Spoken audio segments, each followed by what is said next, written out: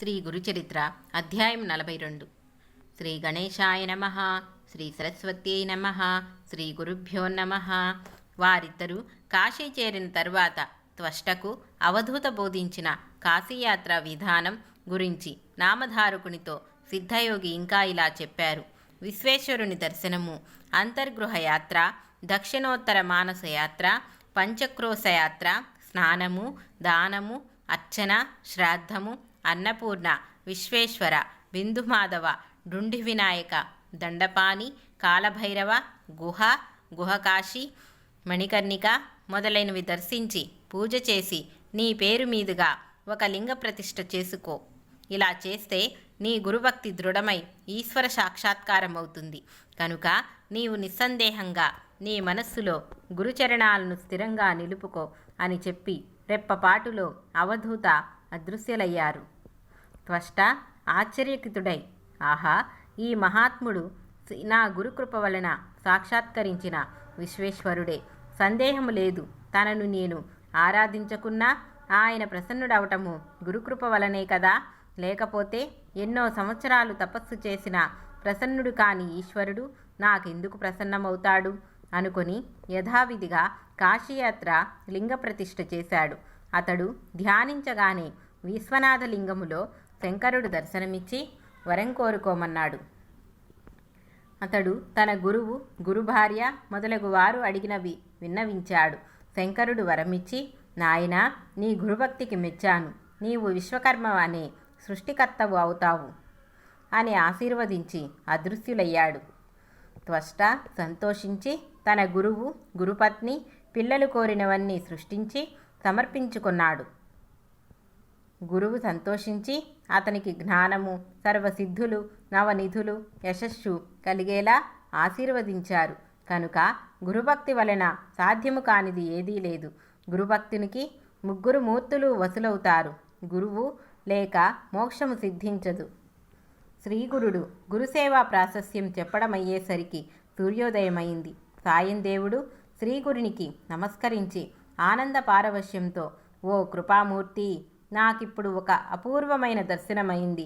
మీరీ కథలో భాగంగా కాశీయాత్ర వివరిస్తుంటే నేను మీతో కలిసి కాశీక్షేత్రం దర్శించినట్లు అనుభవమైంది. అది నా నిద్రావస్థో లేక స్వప్నమో తెలియడం లేదు.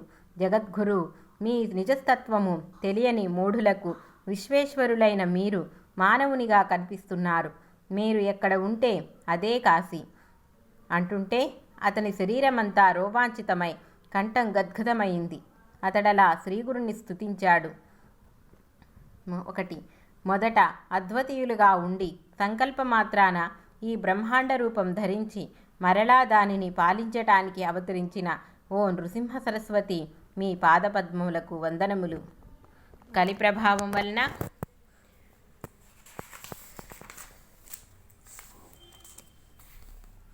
ధర్మం నశించి యజ్ఞయాగాదులు కరువైనప్పుడు దేవతలు ప్రార్థించిన అనుసరించి భూమిపై అవతరించి ధర్మాన్ని పునరుద్ధరిస్తూ లోకానికి జ్ఞానజ్యోతిని అనుగ్రహిస్తున్న ఓ నృసింహ సరస్వతి, మీ పాదపద్మములకు నమస్కారములు.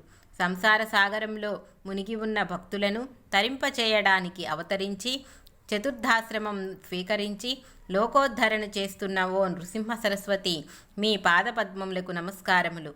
స్వామి, మీ చరిత్ర చిత్రమైనది. మీ కీర్తి భూమండలమంతా వ్యాపించింది. మూగవానికి మాట్లాడే శక్తిని అనుగ్రహించారు. గుడ్డివానికి దృష్టి, గొడ్రాలికి సంతానం, ఎండుకట్టెకు ప్రాణం, విధవరాలికి సౌభాగ్యం, భక్తులకు సిరి సంపదలు ప్రసాదించారు. ఓ నృసింహ సరస్వతి, మీ పాదపద్మములకు నమస్కారములు. పాపాన్ని, దారిద్రాన్ని పోగొట్టి జగత్తుకు జ్ఞానజ్యోతి ప్రసాదిస్తూ కామధేనువు మరియు కల్పవృక్షాల వలె భక్తుల కోరినవన్నీ నెరవేరుస్తూ ముముక్షువులకు ముక్తిని కూడా మీరు అనుగ్రహిస్తున్నారు. వేదాలకు కూడా అతీతుడైన స్వరూపం గల ఓ నృసింహ సరస్వతి, మీ పాదపద్మములకు నమస్కారములు.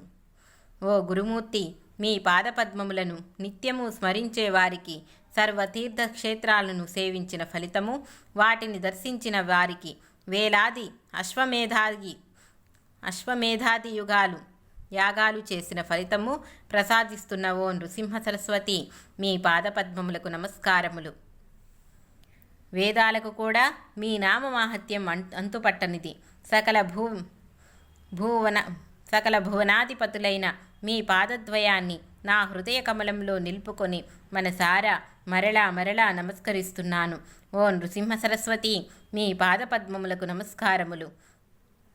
శ్రీ సద్గురు, నన్ను రక్షించు. వేదాలకు కూడా అంతుపట్టని మీ పరిశుద్ధమైన చరిత్రను నేనేమి వర్ణించగలను? మీరు ఓంకార స్వరూపులు, పంచభూతాలు, సూర్యచంద్రులు, జీవాత్మ అనే 8 రూపాలలో మీరి విశ్వరూపం ధరించారు. ఓ నృసింహ సరస్వతి, మీ పాదపద్మములకు నమస్కారములు. ఈ కలియుగంలో భక్తులను ఉద్ధరించడానికి దండక మండలాలు ధారి అయిన యతీశ్వరుని రూపంలో అవతరించి భీమ అమరజా సంగమంలో శ్రీ నృసింహ సరస్వతియను పేర నివసించిన శ్రీగురు, మీ పాదపద్మములకు నమస్కారములు. ఈ ప్రపంచంలోని భక్తులందరినీ తరింపచేయడానికి, యోగులకు దీక్షను గ్రహించడానికి గాన్గాపుర క్షేత్రంలో వెలసి 4 పురుషార్థాలు ప్రసాదిస్తున్న ఓ నృసింహ సరస్వతి, మిమ్మల్ని స్తుతించటం వలన నాలోని దోషాలన్నింటినీ జయించి మీ పాదపద్మములకు నమస్కరిస్తున్నాను. శ్రీ గురుస్తోత్రమైన ఈ అష్టకాన్ని నిత్యము పఠించిన వారికి బలము, సంపద, సద్బుద్ధి, వర్చస్సు, పుత్ర పౌత్రాభివృద్ధి, ఆయురారోగ్యాలతో కూడిన ఐహిక సౌఖ్యానికి తోడు అటు తరువాత ముక్తి కూడా లభించగలదు. శ్రీగురుడు సంతోషించి, నాయనా, నీకు కాశీ దర్శనమైంది కదా, ఇందువలన నీ వంశంలో 21 తరాల వారికి కాశీయాత్రా ఫలం సిద్ధించింది. నీవు మా దగ్గరుండి మా పాదసేవ చేసుకో. కానీ అలా చేయాలంటే ఆ మ్లేచ్ఛరాజు సేవలో ఉండకూడదు. కనుక నీ భార్యాబిడ్డలను తీసుకొని వచ్చి గంధర్వ నగరంలో ఉండు అని చెప్పి అతనిని వెంట పెట్టుకొని గ్రామంలోని తమ మఠానికి తిరిగి వచ్చారు.